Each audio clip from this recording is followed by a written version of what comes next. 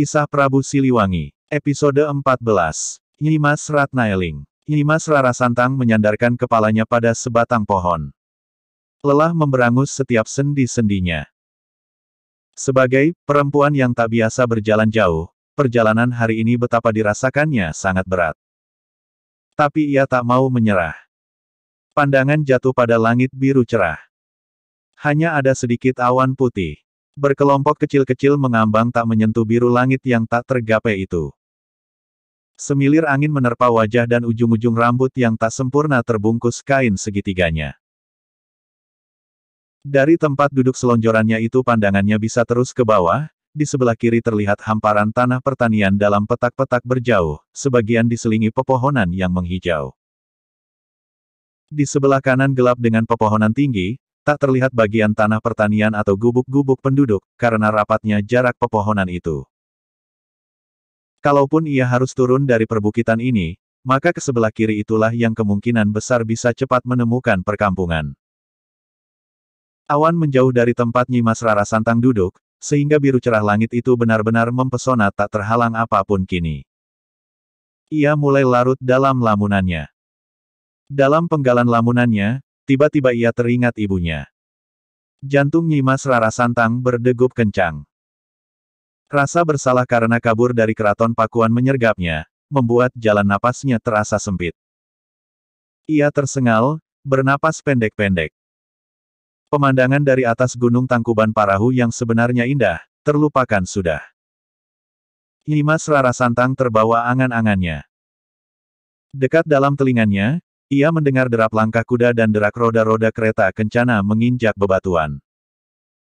Ia mengira sepasukan prajurit istana mengiringi ibundanya datang ke tempat ini.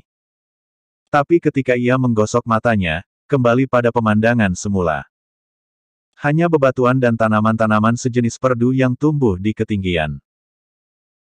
Langit masih biru, tak ada tanda-tanda akan turun hujan selain dari batinnya yang mulai terasa mendung, dililit rasa bersalah dan rasa kangen yang membuncah pada ibundanya di keraton Pakuan. Ia merenungkan kembali perjalanannya, kenekatan yang baru pertama kali dilakoni karena terdorong rasa ingin bertemu sang kakak, Prabu Anom Walangsungsang. Di manakah kau berada, Kakang? Aku sendirian di sini. Berilah petunjuk agar aku bisa segera menemuimu. Gumam Nyi Mas Rara Santang. Ia menunduk. Terpejam kuat menahan matanya yang tiba-tiba terasa perih. Kesedihan begitu gampang datang, saat-saat seperti ini. Angin berhembus kencang membawa suara. Tidak. Bukan mimpi lagi. Tapi benar-benar ada yang bicara, gumam Nyi Mas Rara Santang. Putriku cantik, siapa engkau ini dan kenapa duduk sendirian dan menangis di puncak gunung ini? Terdengar suara seorang perempuan tua, di antara angin sayup-sayup. Nyi Mas Rara Santang mengira ada yang bicara dalam jarak yang cukup jauh, sehingga tak gampang terlihat siapa gerangan yang bicara. Nyi Mas Rara Santang mengedarkan pandangannya, tak juga menemukan sosok yang dicari. Tak ada jawaban. Lalu ia berusaha berdiri, mengedarkan pandangan, tak ada apapun selain asap yang berputar-putar memudarkan pandangan ke bawah dari puncak gunung tersebut. Kesedihan kembali menjeratnya. Aku sepi sendirian di sini. Dari mana kau ini sebenarnya, putri? Aku adalah putri Pajajaran, dari Jeng Ibu Ratu Subanglarang, Nyi Mas Rara Santang namaku. Siapa eyang ini? Aku duduk di sini istirahat karena terlalu lelah, mencari kakakku Walangsungsang yang tak juga ditemukan. Angin berpusar persis di depan Nyi Mas Rara Santang. Tapi anehnya pusaran itu tak menerbangkan tanah juga pohon-pohon kecil, bahkan ia sendiri yang duduk selonjoran tak merasa tersedot oleh pusaran angin tersebut. Selang beberapa saat kemudian pusaran angin itu terlihat menjadi gumpalan putih dan lama-kelamaan menjelma menjadi sosok berwibawa. Pakaiannya serba putih, sorot mata teduh tapi tajam. Senyum tersungging di bibirnya. Sosok perempuan tua tapi terlihat masih kokoh berdiri. Akulah Indang Sukati, putri. Datang untuk menolongmu, jelas sosok berpakaian putih itu. Lalu ia mendekati Nyi Mas Rara Santang yang berurai air mata. Nyai Indang Sukati berlutut, memegang kaki Nyi Mas Rara Santang. Sekali elusan memberi dampak yang luar biasa, Tak ada letih lagi, tak terasa sakit-sakit bekas berjalan jauh. Nyimas Rara Santang merasakan tubuhnya segar kembali. Terima kasih, Eyang, tubuhku segar kembali sekarang. Bersyukurlah pada yang patut menerima segala syukur, pada yang memberi segala nikmat itu, putri. Pertemuan yang menyenangkan itu membuat Nyimas Rara Santang merasa punya teman sekaligus bisa dimintai pertolongan. Ingin segera ia tahu ke arah mana jalan yang harus ditempuh, jalan yang bisa mempertemukan dengan kakaknya, Walang Sungsang. Untuk kedua kalinya Nyimas Rara Santang tersentak kaget ketika mendengar Nyai Indang Sukati bicara. Ia seperti bisa mendengar bisikan hatinya. Luruskan dulu niatmu, putri. Agar setiap langkah tak sia-sia. Apa sesungguhnya yang mendorongmu lari dari keraton Pakuan itu? Sekadar ingin bertemu kakakmu? Atau ingin mencari guru sejati seperti juga yang sedang dilakukan kakakmu? Jelas Nyai Indang Sukati. Nyimas Rara Santang menunduk malu. Iya, benar, hampir saja ia melupakan keinginan mencari guru sejati seperti yang dilakukan kakaknya, Walang Sungsang. Ia menunduk, wajahnya terasa panas kini. Maafkan aku, Eyang, rasa kangen kepada kakakku sendiri telah hampir mengalahkan akal sehatku. Aku jauh-jauh pergi dari keraton Pakuan dengan melukai kedua orang tuaku, hanya ingin bertemu dengan kakakku. Betapa bodohnya aku ini, urai Nyimas Rara Santang mengutuki diri sendiri. Sudahlah, tidak perlu kau mengutuki diri seperti itu. Pergi dari keraton sekalipun tanpa restu kedua orang tuamu, untuk mencari guru sejati, bukanlah langkah sia-sia, putri. Nyimas Rara Santang mengangguk pelan. Pada bening mata telaga Nyai Indang Sukati, Nyimas Rara Santang menemukan kedamaian. Ia menunduk makin dalam, memilin ujung baju atasan bersemu. Malu, merasa tak perlu disembunyikan lagi apa yang ada dalam hatinya, karena toh Nyai Indang Sukati telah mengetahuinya. Menatap wajah polos Nyimas Rara Santang yang sedang pilu, benar-benar telah menggugah Nyai Indang Sukati. Ia berjanji, sekalipun tidak dilisankan, untuk menolong putri pajajaran ini. Sekarang, terimalah baju sang dewa mulia ini, putri, cucuku. Pakaian ini akan menyebabkan siapa saja yang memakainya bisa berjalan secepat angin, tidak panas di dalam api dan tidak basah di dalam air, akan selamat dari bahaya yang menghadang. Menurut Hyang Jagannatha, kaulah yang pantas mengenakan pakaian ini, Cu. Heran bercampur girang mendengar ucapan Nyai Indang Sukati tersebut, Nyimas Rara Santang hanya menutup mulut dengan tangan kanannya. Matanya penuh binar cahaya. Jika memang diizinkan, dengan pakaian tersebut bisa mempercepat langkahnya.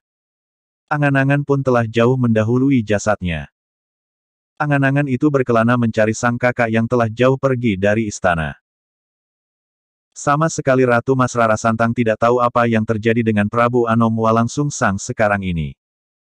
Pakailah pakaian ini, Cu. Pakaian yang disodorkan Nyai Indang Sukati sepintas seperti terlalu longgar, tapi Nyimas Rara Santang menerimanya dengan sukacita. Anehnya pakaian itu cocok benar dengan ukuran tubuh Nyimas Rara Santang yang tinggi semampai. Pas sekali dengan ukuran tubuhmu, Cu. Jelas Nyai Indang Sukati. Nyimas Rara Santang mengangguk pelan. Kebahagiaan terpancar dari bola matanya. Terima kasih banyak, Eyang. Tak terbayang bagiku untuk membalas segala kebaikan Eyang ini. Sudahlah, jangan terlalu dipikirkan, sekarang segera pergi agar tidak terlalu jauh tertinggal langkah kakakmu itu, Cu. Kemana aku harus pergi, Eyang? Ditanya seperti itu Nyai Indang Sukati diam sejenak. Memusatkan konsentrasinya. Ketika matanya terpejam, tergambar jelas dalam bayangannya bagaimana gerak-gerak Prabu Anom Walang Sungsang. Nyai Indang Sukati kemudian bicara. Temui Ajar Sakti, bermukim di Gunung Liwung. Dari sanalah kau akan mendapat jalan selanjutnya, Cu. Ungkapan yang keluar dari mulut Nyai Indang Sukati terasa masih berupa simbol-simbol. Tapi untuk bertanya kembali, Nyimas Rara Santang tak punya keberanian. Ia tak ingin terlalu merepotkan. Setelah mencium tangannya, Nyimas Rara Santang pun undur diri. Dengan mengenakan baju sang dewa mulia, ia bertekad untuk meneruskan perjalanan. Aku pamit dan mohon restu, Eyang. Pergilah, Chu. Nyimas Rara Santang tak merasa perubahan yang berarti setelah mengenakan pakaian sang dewa mulia tersebut. Tapi sesungguhnya kalau terlihat orang biasa, Nyimas Rara Santang berjalan cepat laksana angin, sehingga terlihat lebih cepat dari kelebatan bayangannya sendiri. Tidak mengherankan kalau dalam sekejap telah berhasil sampai ke Gunung Liwung di hadapan Ki Ajar Sakti. Bangun dan tegakkan kepalamu, Chu. Jelas Ki Ajar Sakti yang linuwih dan waspada penglihatannya, begitu di hadapannya bersimpuh putri terah Pajajaran, Nyimas Rara Santang. Dengan kesaktian Sakdurung Winarahnya, Ki Ajar Sakti telah mengetahui apa maksud dan tujuan Nyimas Rara Santang datang ke tempat mukimnya tersebut. Ketahuilah, Chu, kakakmu itu, Prabu Anom Walangsung Sang Terah Pajajaran sekarang ini sudah beristri, Indangayu namanya, Putri Eyang Danuwarsih, di Gunung Marapi mukimnya. Sebaiknya engkau menyusul ke sana. Tapi sebelum meninggalkan tempat ini, untuk keselamatanmu sendiri, mulai saat ini kau harus mengganti namamu. Aku beri nama kau Ratnaeling. Gunakanlah nama itu sampai kau memperoleh apa yang kau inginkan. Menurut penglihatanku, kelak kau akan punya seorang putra lelaki pinilih. Semoga saja penglihatanku ini tidak meleset, Chu. Nyimas Rara Santang berterima kasih, lalu segera pamit. Ia yang telah berubah nama menjadi Nyai Ratnaeling terus berjalan menuju Gunung Marapi. Keanehan demi keanehan mulai datang menghampirinya, terkadang ia sendiri tidak menyadari sepenuhnya. Seperti juga tidak selalu sadar dengan pakaian sang dewa mulia yang dikenakannya. Bersambung episode 15.